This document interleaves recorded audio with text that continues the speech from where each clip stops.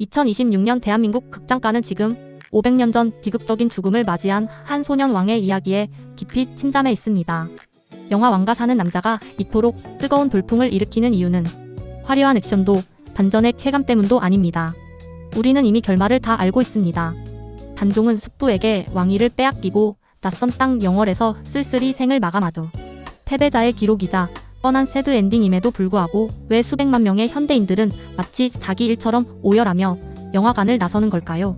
이건 단순한 역사적 호기심이 아닙니다. 지금 우리 사회에 흐르는 기이한 정서적 동질감이 스크린이라는 매개체를 만나 폭발한 현상입니다. 왜 이렇게 눈물이 멈추지 않죠? 단종의 표정이 꼭 어제의 내 모습 같아서 가슴이 미어집니다.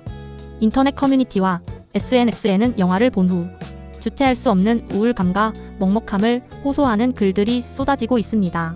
심리학적으로 볼 때 우리가 단종에게 느끼는 이 강렬한 감정은 타인을 향한 단순한 동정 그 이상을 의미합니다. 500년이라는 시간을 가로질러 현대의 우리가 단종이라는 거울 속에서 발견한 진짜 내 모습은 무엇일까요? 오늘 요즘 멘탈에서는 우리가 왜 이토록 단종의 서사에 미친 듯이 과몰입하는지 그 서글픈 심리적 실체를 해부해 봅니다. 흔히 서구권의 영웅담이 고난을 이겨내고 승리하는 승자의 기록이라면 한국인의 심장엔 조금 다른 결의 서사가 흐릅니다. 우리는 압도적인 힘을 가진 강자보다 부당한 운명에 짓눌려 모든 것을 빼앗긴 약자에게 본능적으로 마음을 내어줍니다. 심리학에서는 이를 언더독 효과라고 부르지만 한국인에게는 이보다 더 깊고 진득한 정서인 한이 자리 잡고 있죠. 한이란 단순히 슬픈 감정이 아닙니다. 억울한 상황에서도 저항할 힘이 없어 그 고통을 내면으로 사겨야만 했던 응어리입니다. 단종은 이 한이라는 정서를 가장 완벽하게 상징하는 인물입니다. 소년의 순수함과 왕이라는 고귀함, 그리고 처참한 몰락. 부당하게 자리를 찬탈당하고도 그럴 수밖에 없었다며 운명을 수용해야 했던 그 무력함은 우리의 원형적 슬픔을 건드립니다. 현대인들이 단종에게 느끼는 연민은 단순한 동정을 넘어 세상의 부조리함을 견디고 있는 자신을 향한 투사이기도 합니다. 내가 잘못한 게 아닌데 왜 내가 책임을 져야 하지? 라는 억울함이 가슴속에 쌓여본 적이 있는 사람이라면 단종을 외면할 수 없죠. 우리는 스크린 속 단종의 눈물에서 차마 밖으로 내뱉지 못하고 속으로 삼켰던 우리 각자의 한을 발견합니다. 결국 우리가 단종에게 열광하는 건 억울하게 패배한 그를 통해서라도 나의 상처받은 마음을 인정받고 싶기 때문일지도 모릅니다. 우리는 흔히 영화 속 주인공이 나와 닮았을 때 강력한 몰입을 경험합니다. 이를 심리학에서는 투사라고 부르죠. 화려한 왕관을 썼지만 실권은 하나도 없었던 어린 왕 단종. 그의 모습은 묘하게도 오늘날 우리의 처지와 닮아 있습니다. 겉으로는 자유로워 보이지만 내 마음대로 할 수 있는 게 없는 무력한 존재들 말입니다. 영월의 좁은 유배지에 갇힌 단종의 답답함은 매일 아침 지옥철에 몸을 싣고 똑같은 사무실로 출근하는 우리의 폐쇄 공포와 겹쳐집니다. 내가 할 수 있는 건 아무것도 없어라는 단종의 서사는 노력해도 나아지지 않는 현실을 마주한 2030 세대의 깊은 탄식과 맞닿아 있죠. 심리학자들은 우리가 단종을 가엾게 여기는 이유가 사실은 그렇게 가엾은 상황에 놓인 나를 위로하고 싶어서라고 말합니다. 단종이 겪은 강제된 고립은 현대인이 느끼는 정서적 단절의 극단적인 은유와도 같습니다.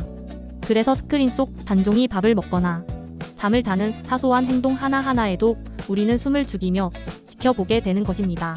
결국 우리는 500년 전의 비극을 보는 것이 아니라 2026년 현재를 버텨내고 있는 나의 내면을 대면하고 있는 셈입니다. 인간의 영혼이 가장 빠르게 마르는 지점은 통제권의 박탈입니다. 내 삶의 핸들이 타인에게 넘어갔음을 깨닫는 순간 공포는 시작됩니다. 단종의 비극은 자아라는 영토를 숙부에게 침탈당한 절대적 상실입니다. 나의 생존이 타인의 변덕에 달린 절망을 대중은 본능적으로 읽어냅니다. 이 서늘한 감각은 500년의 시간을 넘어 현대인의 폐부를 찌릅니다. 노력이라는 신념이 무너진 자리에는 거대한 무력감의 늪이 형성됩니다. 우리는 소년왕의 눈물에서 기어코 나의 억울한 실패를 투영하고 맙니다. 이 눈물은 무너진 자존감을 재건하려는 뇌의 처절한 생존 본능입니다. 반복되는 좌절은 독이 되어 우리의 저항 의지를 서서히 마비시킵니다. 심리학은 이를 저항해도 소용없음을 배우게 되는 학습된 무기력이라 부르죠. 영월로 향하는 단종의 걸음은 이미 모든 희망을 빼앗긴 자의 체념입니다. 어린 왕은 깨달았을 겁니다. 자신의 목소리가 더는 세상에 닿지 않음을요. 이 지독한 체념은 2026년을 사는 우리에게도 낯설지 않은 감각입니다. 수백 장의 이력서와 거절의 통보는 우리를 잔종처럼 작은 방에 가둡니다. 이제는 분노조차 사치가 되어버린 채 무감각한 일상을 연기할 뿐입니다. 단종의 무기력에 흐느끼는 이유는 그 모습이 바로 굳어버린 나의 내면이라서죠. 단종을 짓밟은 세조의 칼날은 단지 왕권이라는 권력만을 향하지 않았습니다. 그것은 승자가 모든 것을 독식하고 패자는 흔적도 없이 지워지는 시스템의 등장이었죠.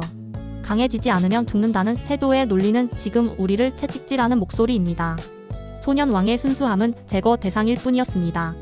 단종의 몰락에 분노하는 건 비정한 시스템에 상처받은 우리 영혼의 저항입니다. 우리는 승자만이 살아남는 시스템에서 살아남기 위해 발버둥 치면서도 마음 한구석에선 단종을 응원하고 있습니다.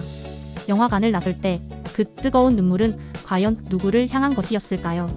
그것은 500년 전 단종을 향한 동정을 넘어 오랫동안 방치된 나를 향한 위로입니다. 우리는 단종의 비극을 핑계 삼아 내 상처를 애도합니다. 심리학은 슬픔을 충분히 쏟아내는 행위 자체가 뇌의 정화 작용이라 설명합니다. 억눌린 감정을 쏟아낼 때 비로소 우리 뇌는 다시 일어설 심리적 공간을 확보합니다. 영화가 끝난 뒤의 먹먹함은 상처받은 당신의 영혼이 보내는 가장 솔직한 신호입니다. 당신이 흘린 그 눈물은 이제껏 고생한 나에게 건네는 가장 따뜻한 포옹입니다.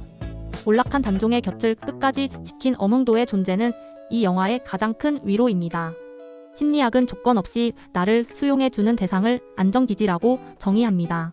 세상 모두가 등을 돌려도 나를 믿어주는 단 한 사람만 있다면 인간은 버팁니다. 하지만 성과와 효율만 따지는 현대 사회에서 이런 안정기지는 갈수록 귀해집니다.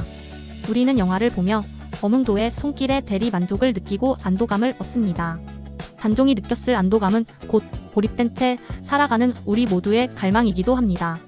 당신에게는 단종의 곁을 지켜준 어몽도 같은 존재가 있나요? 어쩌면 우리는 영화를 통해 그런 따뜻한 연결이 여전히 가능함을 믿고 싶어 합니다.